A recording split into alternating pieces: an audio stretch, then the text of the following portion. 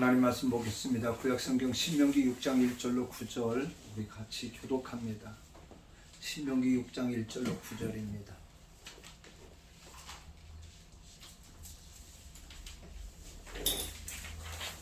제가 먼저 읽습니다. 이는 곧 너희 하나님 여호와께서 너희에게 가르치라고 명하신 명령과 규례와 법도라. 너희가 건너가서 차지할 땅에서 행할 것이니 곧 너와 네 아들과 네 손자들이 평생 네 하나님 여호와를 경외하며 내가 너에게 명한 그 모든 규례와 명령을 지키게 하기 위한 것이며 또 네 나라를 장구하게 하기 위한 것이다.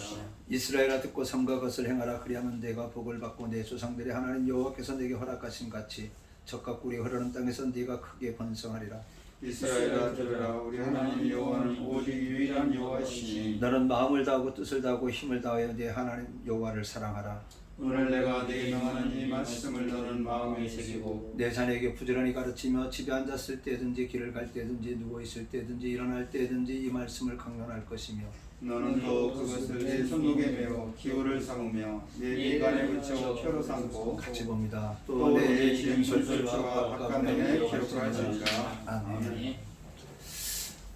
저 오래간만인 것 같고 늘 오는 길인데도 어설픈 것 같아요. 주일날 오래간만에 오다 보니까 이 시간에 하나님의 은혜와 사랑이 우리 모두에게 충만하게 임하길 주님의 이름으로 축원합니다. 벌써 오늘 6월의 첫 주가 되었고 올해도 절반이 이제 지나가고 있습니다. 우리가 6월은 우리 장로님 기도했던 것처럼 호국 보훈의 달로 이렇게 정해져서 이 나라 민족을 위해서 희생하신 분들을 생각하고 우리가 또 기억하면서 그분들에게 은혜 감사하고 이 나라 민족을 지켜주시고 함께해 주신 그 하나님께 또 영광을 돌리는 그런 달이 아닌가 생각합니다. 이른 봄에 돋아난 그 새싹이 여름을 맞이해 성숙하고 성장하여 푸르름을 나타내듯이 6월을 맞이하는 우리들의 신앙도 푸른 녹음과 같이 성장해서 많은 사람들에게 평안과 안식의 그늘이 되어주고 다른 사람들에게 유익을 주는 우리가 되어야 되겠습니다. 어느 교회에 있었던 일인데요. 근데 이 예화를 들면서 제가 부목사로 있었을 때와 너무 똑같은 이야기가 뭐냐면 예배 시간에 아주 단골로 주오는 권사님이 계셨습니다. 졸아도 너무 졸다 보니까 하루는 목사님이 권사님에게 물어봤어요. 권사님, 어째서 교회에 와서 예배 시간에 그처럼 졸고 있습니까? 라고 물으니까 권사님 대답이 아주 태연스럽게 목사님 나도 졸기 싫습니다. 좀 졸지 않게 설교 좀 잘해보세요. 그러면 왜 내가 좁니까? 라고 이야기를 하더라는 겁니다. 그래서 저도 이 설교를 준비해서 이 예화를 가만히 생각을 해보니까 제가 부목사 때 제가 맡고 있는 교구의 교구장 집사님이 제발 다 2부 3부 예배 오면 좋겠는데 1부 예배 때 꼭 가가지고 그것도 한 600-700 모이는데 제일 가운데 앉아가지고 찬송 부를 때는 괜찮은데 설교할 때면 그때부터 졸기 시작해가지고 끝날 때까지 졸더라고요. 내가 참 설교를 참 졸게 했구나 회개하게 됐는데, 자, 사탄은요 오늘도 우리가 은혜 받지 못하도록 눈과 귀를 막으려 하고 있습니다. 우리가 정신을 차리고 깨어 있어서 경성할 때만이 우리는 사탄의 깨움에 빠져들어가지 않는 것이죠. 오늘 본문 말씀은 하나님께서 우리 인간들에게 우리가 어떻게 하나님을 섬기며 하나님 말씀대로 살 것인가를 가르쳐 주신 말씀입니다. 다시 말하면 우리가 하나님을 섬기는 방법을 가르쳐 주신 말씀이고 또한 하나님이 우리들에게 요구하신 내용이기도 합니다. 그래서 오늘의 말씀 제목을 하나님의 요구사항이라고 한번 생각해 보았습니다. 사람과 사람 사이에서도 상대방이 나에게 어떻게 해주기를 바라는 요구사항이 있습니다. 부부는 부부지간에, 부모와 자식 간에, 부모와 자식 간에, 그 다음에 또 세상 사람들 속에서 세상 사람들과, 회사의 동료는 동료들끼리 각가지 요구사항이 있습니다. 교회도 마찬가지인 것 같아요. 교인들은 목사가 어떻게 해주기를 바라는 요구사항이 있을 것이고 목사는 교인들이 어떻게 해주기를 바라는 요구사항도 있습니다. 하나님도 마찬가지라는 것이죠. 하나님도 우리 인간들이 어떻게 해주기를 바라는 요구사항이 있습니다. 그래서 오늘은 하나님이 오늘의 우리들에게 지금 이 시간에 우리들에게 요구하신 것이 무엇인지를 생각하면서 은혜를 나누고자 합니다. 태초에 하나님께서 에덴 동산에 인간을 창조하신 후에 인간들에게 요구하신 것은 아주 단순했습니다. 에덴 동산의 최초 인간 아담과 하와는요 행복했고 그들은 아무 걱정이나 근심이 없었어요. 근심 걱정이라는 말조차도 없었습니다. 오직 그들은 하나님의 명령에 순종만 하면 되었습니다. 근데 그 명령은 다름 아닌 아주 간단한 선악을 알게 하는 선악과를 따먹지 말라는 겁니다. 선악과를 먹지 말라는 그 명령만 지키면 하나님의 요구사항을 다 행하는 겁니다. 그런데 그들은 어떻게 해요? 이 하나님의 명령을 지키지 못하고 오히려 범죄해서 에덴 동산에서 추방을 당합니다. 그들에게 하나님은 더 많은 명령을 내렸고 하나님의 요구사항도 더 많아지게 되었던 것입니다. 그러면 하나님께서 오늘 우리들에게 요구하는 것이 무엇인가요? 첫 번째, 우리 인간들이 하나님의 계명을 지킬 것을 요구하십니다. 출애굽기 20장 1절로 17절에 보면요, 하나님께서 애굽에서 고역을 당하는 아브라함의 후손들을 한민족으로 택하시고 그들을 선민으로 이루시기에 이르렀고 결국은 그들을 기사와 이적으로 애굽에서 이끌어내십니다. 모세를 통하여 홍해를 건너가게 하시고 사막을 지나서 시내산에 이른 그들에게 하나님은 최초로 계명을 주셨는데 돌판에 직접 쓰셔서 10가지의 계명을 주시면서 어떻게 했어요? 이 계명을 잘 지키라고 말씀하셨습니다. 또 하나님 그 명령을 잘 지켜 행하면 반드시 하나님이 복을 내려 주신다라는 약속을 신명기 28장 1절로 2절에 말씀하고 있고, 또 신명기 28장 8절로 10절에 보니까 여호와께서 명령하사 내 창과 내 손으로 하는 모든 일에 복을 내리시고 네 하나님 여호와께서 내게 주시는 땅에서 내게 복을 주실 것이며, 또 여호와께서 내게 맹세하신 대로 너를 세워 자기의 성민이 되게 하시리니 네가 내 하나님 여호와의 명령을 지켜 그 길을 행할 것입니다. 하나님의 명령을 지켜 행하라고 했던 것입니다. 자, 예수님께서 밤중에 찾아온 한 청년이 영생의 길을 묻습니다. 그때 뭐라고 했어요? 계명을 지키라고 말씀을 합니다. 이 계명에는 여러 가지 사항들이 포괄적으로 포함되어 있는데, 내 앞에서 다른 신을 내게 두지 말라, 너를 위하여 우상을 만들지 말라, 주 너희 하나님의 이름을 망명되이 일컫지 말라, 안식일을 기억하여 그날을 거룩히 지키라 등등. 그러므로 우리 인간이 예수 그리스도를 구주로 믿어 구원을 얻었으면 반드시 하나님의 계명을 지켜야 하는 것은 너무나도 당연한 것입니다. 또한 요한일서 3장 23절에 보니까요, 그의 계명은 이것이니 곧 그 아들 예수 그리스도의 이름을 믿고 그가 우리에게 주신 계명대로 서로 사랑할 것이니라. 하나님이 주신 계명은요, 예수 그리스도를 믿는 것이고 또 그 예수 그리스도의 사랑을 나누는 것입니다. 그러면서 요한일서 5장 4절에 3절에 보니까 하나님을 사랑하는 것은 이것이니 우리가 그의 계명들을 지키는 것이라. 그의 계명들은 무거운 것이 아니로다. 하나님을 우리가 사랑한다는 것은요, 하나님이 우리에게 주신 이 계명, 이 말씀을 지켜나가는 것이 바로 하나님을 사랑하는 겁니다. 누가복음 18장 18절에 보니까 한 부자관리가 예수님을 찾아오지 않습니까? 그리고 선한 선생님, 내가 어떻게 해야 영생을 얻을 수 있겠습니까? 그때 주님께서 뭐라고 대답합니까? 네가 계명을 안 하니 계명을 지키라. 바로 하나님은 우리에게 요구하시는 것이 계명을 지키라고 하십니다. 주님은 우리에게 말씀하십니다. 주 너희 하나님을 사랑한 것 같이 네 이웃을 사랑하라. 이것이 하나님 우리에게 주신 계명이요, 주님 우리에게 주신 계명으로서 우리에게 요구하고 계시는 겁니다. 두 번째, 하나님은 우리 인간들이 하나님을 사랑하기를 요구하십니다. 오늘 본문 4절에 5절 말씀해 보니까 이스라엘아 들으라, 우리 하나님 여호와는 오직 유일한 여호와시니 너는 마음을 다하고 뜻을 다하고 힘을 다하여 네 하나님 여호와를 사랑하라 하셨습니다. 그러면서 마태복음 22장 37절에 이하에 보니까 우리 주님은 뭐라고 말씀하셨느냐? 예수께서 이르시되 내 마음을 다하고 목숨을 다하고 뜻을 다하여 주 너희 하나님을 사랑하라 하셨으니 이것이 크고 첫째 되는 계명이요라고 말씀합니다. 우리 사람은요, 하나님께서 사랑의 대상으로 창조하셨습니다. 그래서 우리 인간을 사랑의 동물이라고도 합니다. 우리 인간들은요, 하나님을 사랑해야 됩니다. 하나님을 사랑할 때 하나님의 사랑을 받게 되어지는 것이죠.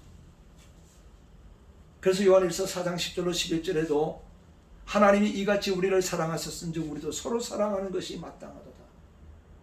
하나님이 우리를 사랑하심으로 말미암아 독생자 예수 그리스도를 이 땅에 보내주시고 십자가에 못 박히사 구속의 사랑을 이루어 주시고 또 더 나아가서는 이 땅을 심판하시기에도 하시기를 원하지만 그럼에도 불구하고 한 영혼이라도 구원받기를 원하는, 한 영혼을 사랑하는 그 마음을 가지고 계시기 때문에 오늘 주님은 더디 참고 계시는 것이고, 또 우리도 하나님이 우리를 사랑했던 그 마음처럼 우리의 이웃도 사랑하라는 것이죠. 우리는 정죄하기를 좋아합니다. 질투하기를 좋아합니다. 시기하기를 좋아합니다. 이것은 누가 주는 거예요? 사탄이 주는 겁니다. 오늘 예수 믿는 사람들은요, 한번 삐뚤어지면 영원히 삐뚤어집니다. 근데 세상 사람들은 그렇지 않잖아요. 오전에 싸웠다 그러면은 저녁에 술 한잔 하면서 화해를 합니다. 그런데 우리 예수 믿는 사람은요, 그 속에 한번 삐뚤어지게 되면은 주님 오시는 그날까지 삐뚤어지지 않아요. 죽을 때까지 삐뚤어지잖아요. 이 마음 누가 주는 거예요? 이건 결코 주님이 주는 것은 아니에요. 주님은 우리에게 사랑을 요구하고 계십니다.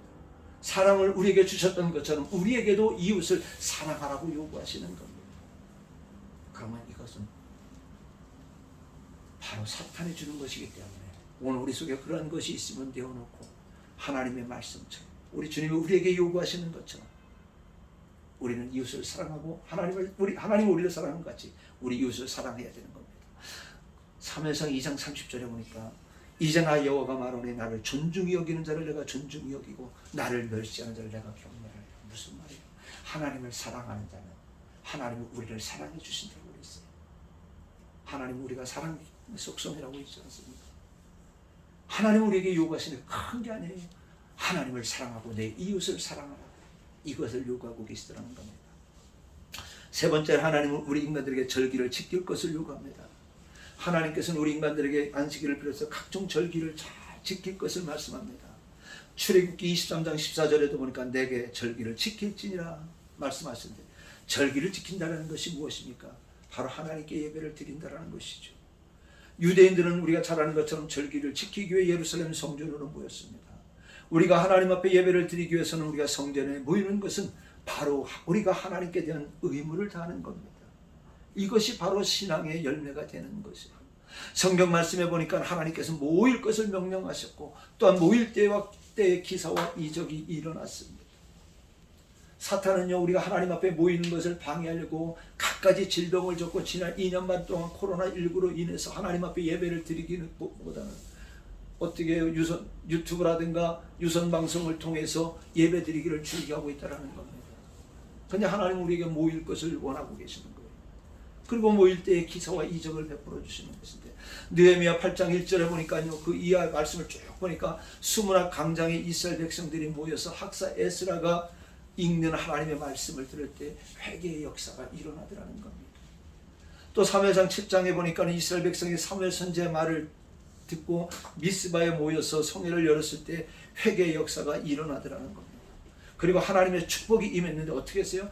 마침내 블레셋 사람들이 침략을 하러 왔다가 하나님의 능력으로 모두 멸함을 받고 다시는 블레셋이 이스라엘 나라를 침략하지 못하게 했다라고 했습니다. 모여서 기도하고 말씀을 들을 때 기적의 역사가 일어나더라는 것이죠.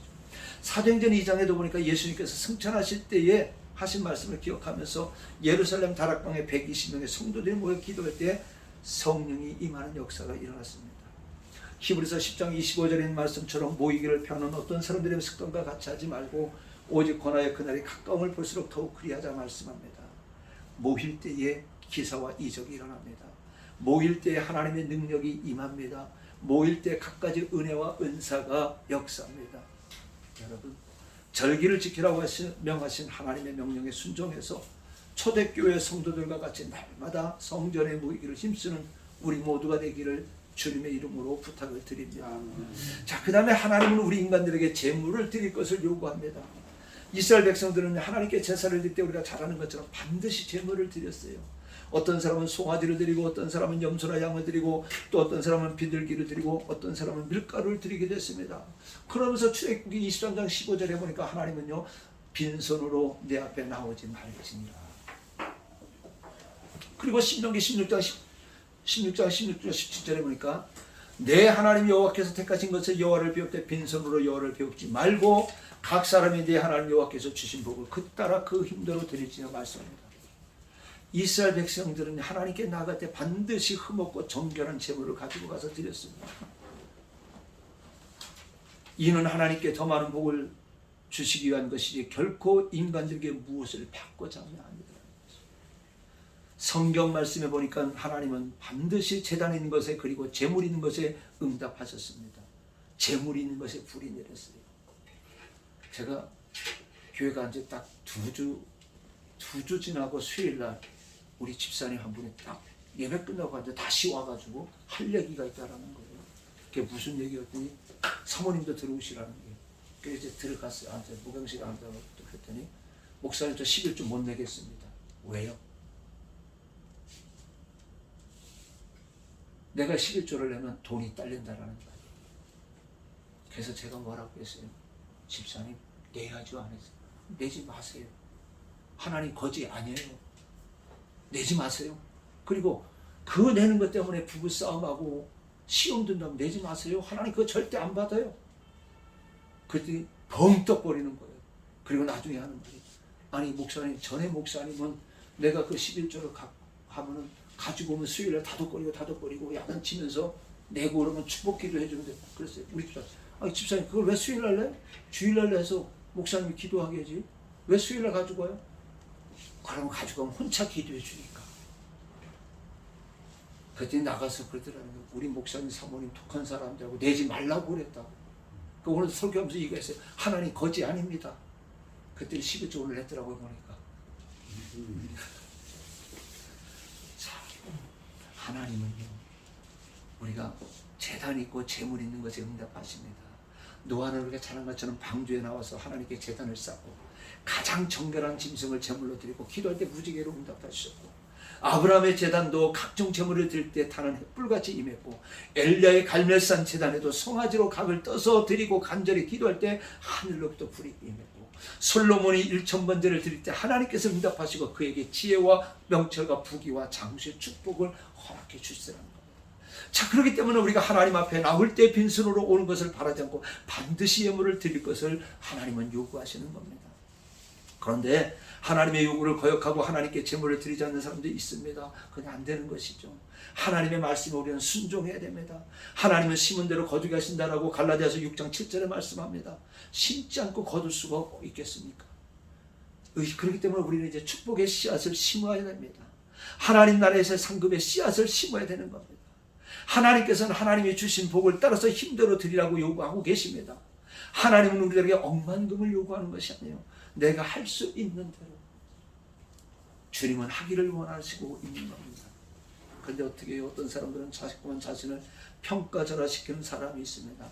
나는 요것밖에 안 되니까 나는 가난하니까 하면서 하나님께 인색한 사람은 평생 그 모양으로 살아가는 거예요. 제가요 우리 교회 헌금을 보고 깜짝 놀랐어요. 2,000원, 3,000원, 5,000원씩 내요. 10,000원 내는 사람이 없어요. 깜짝 놀랐어요. 그래서 오늘 예배 끝나고 장로님 불렀어요. 그리고 보니까 그 헌금 낸 거를 주정 헌금 봉투에다가 해가지고 그 직계표에다가 이름 다 해놓고 그 헌금 낸 걸 다 썼어요. 그래서 장로님 이게 왜 이거 다 없앱시다. 주일 헌금은 마땅히 드려야 되는 것이고 장로님 죄송한데 장로님 이것저것 헌금 내면서 주일 헌금 5,000원이 하나님 거지 아니에요. 내가 오늘 그랬어요. 장로님 거지 하나님 거지 아니에요. 이게 장로님 일주일에 커피 한 잔만 마셔도 안 마셔도 10,000원 낼 수 있어요. 그리고 이 주정 헌금 내는 걸 뭐 자랑하려고 여기다 이름 써놓고 거기다 헌금 내었습니까? 없애버리겠습니다. 근데 목사님 하시는 대로 목회 방식을 하십시오. 그래서 오늘 그냥 지워버렸어요.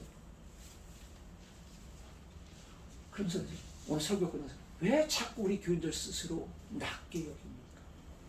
업시켜봅시다. 그걸 우리를 한번 높여봅시다. 우리 교회를 한번 높여봅시다.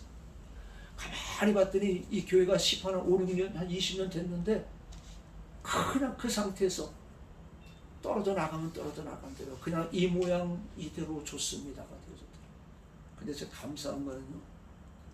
이제 나갔던 사람들이 소문을 듣고 나오고 싶어 한다라는 거예요. 그래서 어느 누구도 나오라고 그랬어요. 그랬더니 방학했던 사람이 지난주부터 나오더라고요. 이제는 또 나오겠다고 그런 사람들이 있고 오늘은 또 가스 설비하시는 분이 또 나와서 목사님 100%는 장담 못하는데 60대 40은 교회 나오기로 결정했습니다. 얼마나 감사한지. 그냥 교회들한테 자꾸 우리 교회 자랑해라. 우리 교회 장로님 자랑해라. 우리 교회 권사님 자랑, 우리 교회 집사님 자랑해라. 자랑해야 모인다. 뭡니까? 우리 장로님을 한 단계 업시키는 거, 권사님들 한 단계 업시키는 것이고, 그리고 우리에게 소문내라. 왜? 업시키는 것이기 때문에. 하나님은 우리가 업될 때 그 믿음대로 채워주시는 거예요. 믿음의 레벨을 높여야 되는 겁니다. 신앙의 수준, 믿음의 수준을 높이고 재물의 수준도 높여야 되는 거예요. 그러면 좋으신 하나님이 심은 대로 거두게 하시고 행한 대로 갚아주시고 믿음대로 이루어 주실 줄로 우리는 믿는 겁니다. 그 다음에 하나님은 우리가 복음을 증거할 것을 요구하십니다. 예수님께서 이 세상에 오셔서 공생의 기간 동안 천국 복음을 전파합니다. 그리고 부활하신 후에 승천하실 때 제자들에게 부탁하신 말씀도 복음을 전파하라는 말씀이에요. 마태복음 28장 19절로 22절에 보니까 아버지와 아들과 성령의 이름으로 세례를 베풀고 내가 너에게 분부한 모든 것을 가르쳐 지키게 하라. 볼지어다 내가 세상 끝날까지 너희와 항상 함께 있으리라. 그리고 마가복음 16장 15절에 또 이르시되 너희는 온천에 다니며 만민에게 복음을 전하라. 사도행전 1장 8절에도 보니까 오직 성령이 너희에게 임하시면 너희가 권능을 받고 예루살렘과 유다와 온 유대와 사마리아 땅 끝까지 이르러 내 증인이 되리라.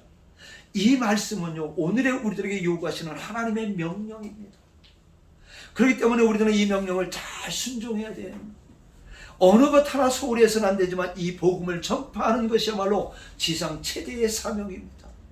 이 사명을 잘 감당한 사람에게는요, 하나님은 상급을 주시는데 다니엘서 12장 3절에 보니까 많은 사람을 오는 대로 돌아오게 한 자는 별과 같이 영원토록 빛나리라 상급을 약속해 주셨던 겁니다. 그렇기 때문에 우리는요, 우리의 생명이 다하는 그 순간까지 하나님의 명령은 이 복음 전파를 감당해야 되는 겁니다. 마지막으로 하나님께서는 우리에게 요구하는 것은 끝까지 우리의 믿음을 지킬 것을 요구하십니다. 요한계시록 2장 1절 이하에 보니까 에베소 교회에 나타나신 주님은 너희가 처음 사랑을 버렸노라 책망하면서 그러므로 어디서 떨어졌는지를 생각하고 회개하여 처음 행위를 가지라 말씀합니다.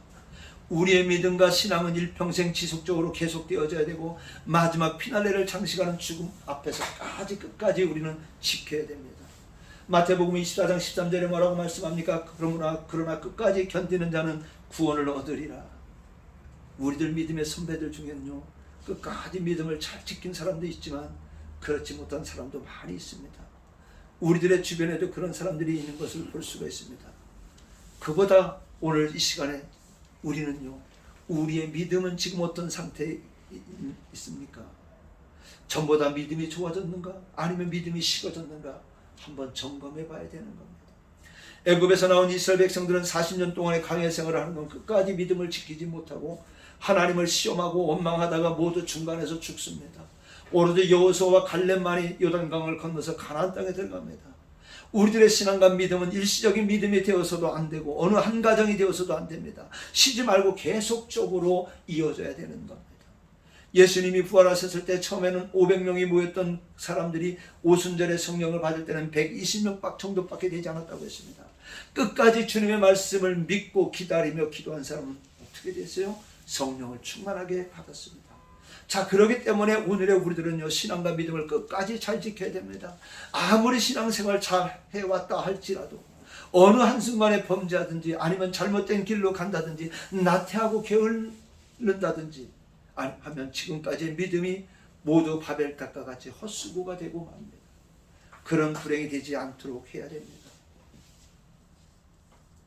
마라톤 선수들은 규정된 42.195km를 모두 달려서 고린이 되어야 완주자가 됩니다. 중간에서 아무리 한순간 잘 뛰어서 선두를 달린다 할지라도 그것은 상을 받을 수가 없습니다. 마지막 골이 날 때 몇 등이 되었느냐가 중요합니다. 내가 완주를 했느냐가 중요한 겁니다. 그래서 디모데후서 4장 7절에 보니까 바울은 말합니다. 나는 선한 싸움을 싸우고 나의 달려갈 길을 마치고 믿음을 지켰으니 이제 후로는 나를 위하여 의의 면류관에 예비되었으므로 곧 의로우신 재판장이 그날에 내게 주실 것이며 내게만 아니라 주의 나타나심을 사모하는 모든 자에게도니라.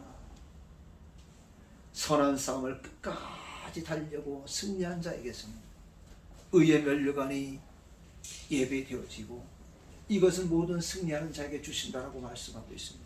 여러분, 끝까지 믿음을 지켜야 주님의 심판대 앞에 바로 설 수가 있고 의의 면류관으로 상급을 받을 수가 있습니다.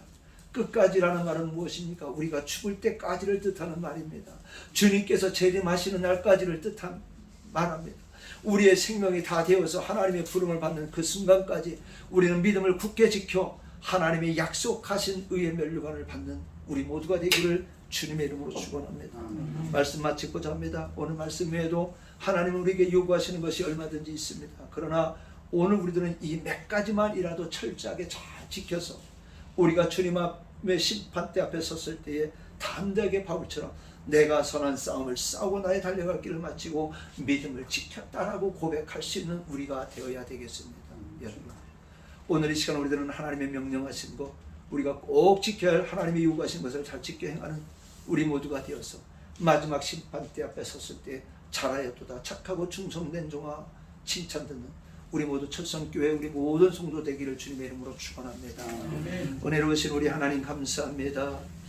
아버지 하나님, 오늘 느끼한 말씀 하나님 우리에게 요구하고 명령하시는 것을 잘 순응할 수 있도록 은혜 내려 주시옵소서. 주님 앞에 우리의 믿음을 지킴으로 하나님의 명령을 순종함으로 잘했다 칭찬받는 우리 모두가 되어지게 하여 주시옵소서. 우리 철성교회가 시작한 가운데 미약한 가운데 있지만은 아버지 이 미약함 속에서도 우리가 끝까지 달려갈 수 있게 해주시고, 그러므로 말미암아 우리 철성교회를 통해서 우리 살아가는 동문들이 구원의 역사가 있게 하여 주시옵소서. 감사하고 예수님의 이름으로 기도드리옵나이다. 아멘.